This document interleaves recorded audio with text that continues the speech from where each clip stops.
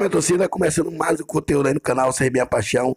Antes de mais nada, deixe seu like, se inscreva no canal. Temos a meta de chegar a 4 mil inscritos. Conto com você na plataforma do YouTube.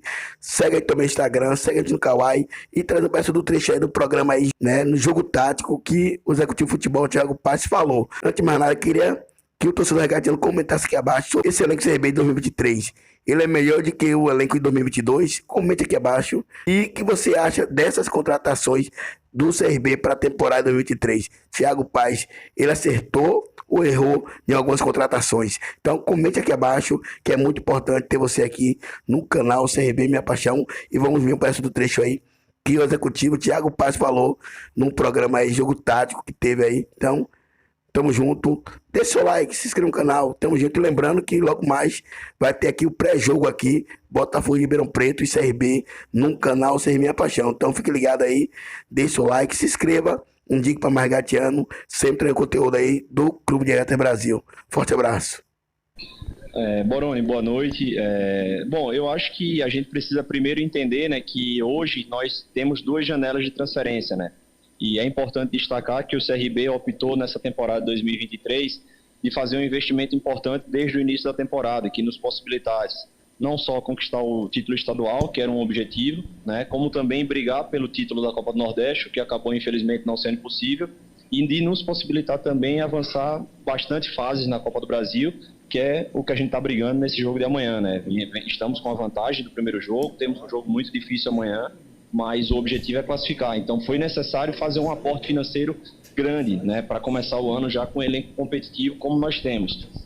E naturalmente na primeira janela você tem que ser muito cuidadoso com o tipo de investimento que você vai fazer, para você também ter espaço para ter um investimento importante na segunda janela, onde vão haver oportunidades de mercado muito interessantes também. Então, assim, eu costumo dizer, né, que o elenco desse ano não é um elenco facilmente melhorado, né, porque você tem jogadores ali nas suas posições que, de certa forma, eles praticamente se tornam titulares absolutos, né? Basta ver ali a situação do Guilherme Romão, do Anselmo Ramon, do Auremi, do Juninho Valora, do próprio Renato, o Matheus Ribeiro, que vem muito bem, e no que você falou aí, a lesão do Hereda, foi uma lesão que ficou 3 semanas fora, já retornou para a transição hoje, então nos próximos 10 dias aí já deve estar à disposição da comissão técnica. Então não foi uma lesão que nos necessitasse intervir no mercado, diferentemente do lateral esquerdo, que a gente perdeu o Luiz Henrique e encontramos no Edmar uma oportunidade de mercado interessante, um jogador que, apesar da idade já um pouco mais avançada, vem de números muito bons nas últimas temporadas e veio com um custo para o CRB que talvez, com o mesmo valor que eu investi nele, se eu fosse buscar no mercado, eu não encontraria um jogador com as capacidades dele. Então eu acho que a gente está bem coberto ali, né? Nas demais posições, então eu vejo assim que cria-se uma briga saudável, né? Eu, obviamente, respeito o seu ponto de vista em relação a algumas posições, mas o Yuri já há muito tempo já não é mais um extremo. O Yuri é um camisa 9, desde sua última passagem aqui no CRB. Então, o que nós fizemos foi trazer um camisa 9 com características diferentes do Anselmo, que pudesse jogar não só no lugar do Anselmo, na necessidade, mas também junto com ele, né? O Lucas Lima é um jogador que fez um excelente Paulistão. É um jogador que era desejado por vários clubes da Série B, como Vitória, Novo Horizontino, Chapecoense, e a gente o trouxe, né? Só que às vezes o jogador, por não ter nome, não ser tão conhecido, as pessoas questionam. Então, é feito toda uma análise pela comissão técnica, pelo departamento de análise de mercado, e esses jogadores que chegaram, a gente entende que atendem às nossas necessidades de momento.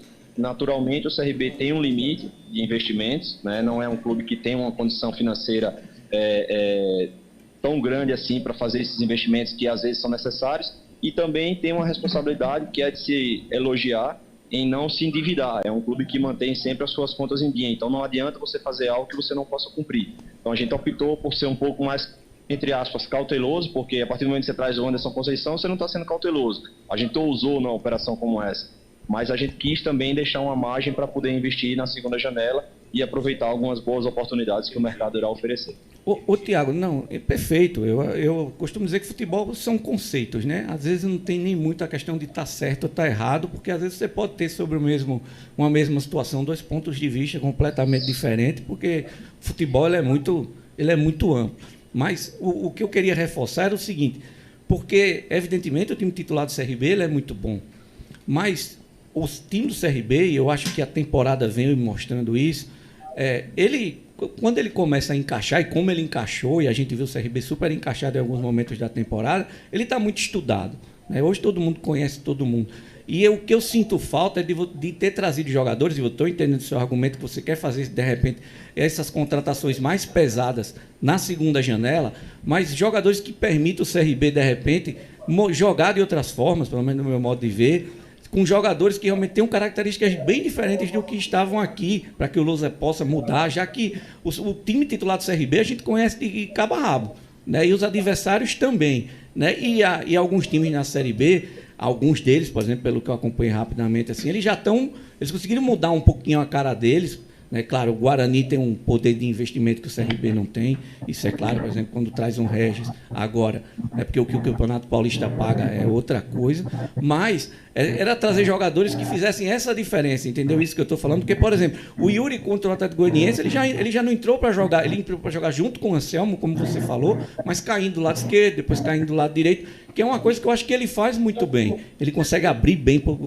ele jogando, ele arrasta quem ele tiver do lado e ele abre um corredor, como ele abria para o Reginaldo, de forma incrível. Então, assim, ele pode até ser um 9, concordo, mas aquele 9 centroavante, aquele cara goleador mesmo, aquele cara que vai segurar, que vai fazer a parede, que vai fazer, enfim, eu acho que poderia ter o Yuri e poderia ter esse cara também, entendeu? Aqueles jogadores que permitem... Eu concordo com você, Boroni, eu concordo com você, poderia, né? Mas a gente tem que entender também o que é que o mercado oferta e quais são as possibilidades de investimento do clube. Eu cito um exemplo aqui do Mirassol, que no final da janela perdeu o Zé Roberto para o Coritiba.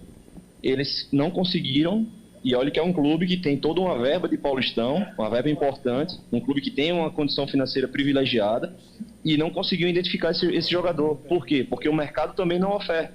Então não é uma situação assim tão simples. A gente mira sempre o melhor, mas muitas vezes o mercado não oferta esse tipo de jogador, que por vezes pode, em jogos pontuais, você ter a necessidade de tê-lo.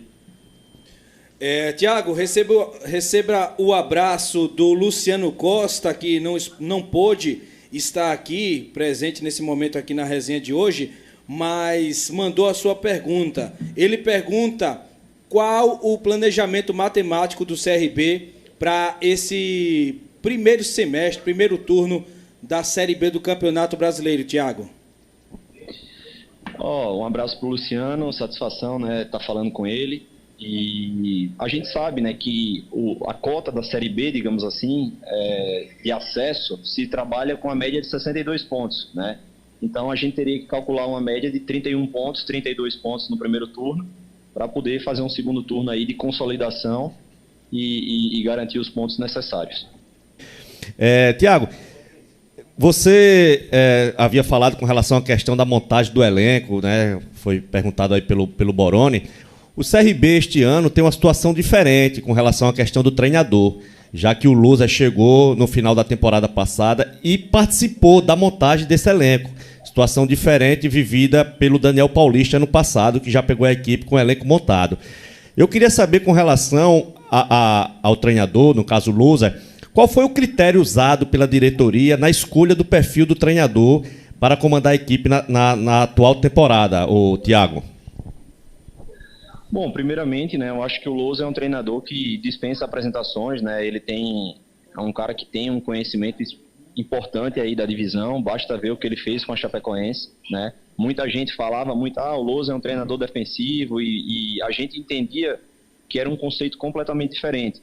Obviamente que é importante você ter uma solidez defensiva e é algo que ele vem buscando muito, encontrar no CRB e implementar isso no CRB, mas o que se vê no CRB do Lousa desse ano é uma equipe que propõe jogo a todo momento, com variações, com proposição de jogo, com valorização de posse de bola, com 2 a 3 alternativas de passe a todo momento, com triangulações. Então isso era algo que a gente prezava desde o início, um treinador que conhecesse a competição, vitorioso recentemente dentro da competição e, acima de tudo, que pudesse ofertar um modelo de jogo bem definido, né? A gente não queria um jogo que a cada partida a gente fosse alternar a forma de jogar. A gente não quer ter que estar se adaptando aos nossos adversários. Obviamente que você vai enfrentar amanhã um jogo contra um Atlético Paranaense, é natural que o time adversário, precisando do resultado, você precise baixar um pouco as linhas, tentar se defender um pouco melhor, jogar um pouco mais compactado.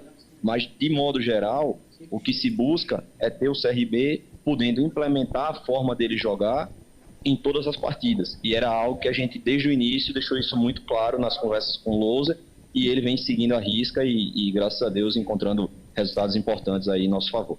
Bom, eu acho que a vivência, né, dentro do futebol, a experiência que a gente vai adquirindo a cada ano, a cada temporada, e a capacitação, né, é necessária nesse meio.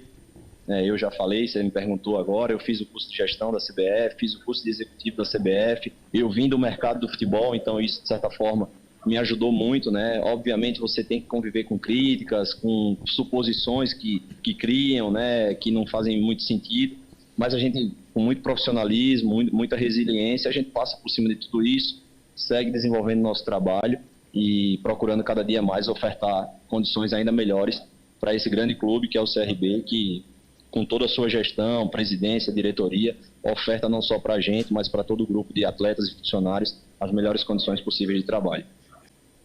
Não, faz parte. O torcedor é o maior patrimônio de todos os clubes, né? E ele tem que ser respeitado, ele tem que ser ouvido, mas, acima de tudo, o clube tem que ter uma imparcialidade nas suas tomadas de decisão.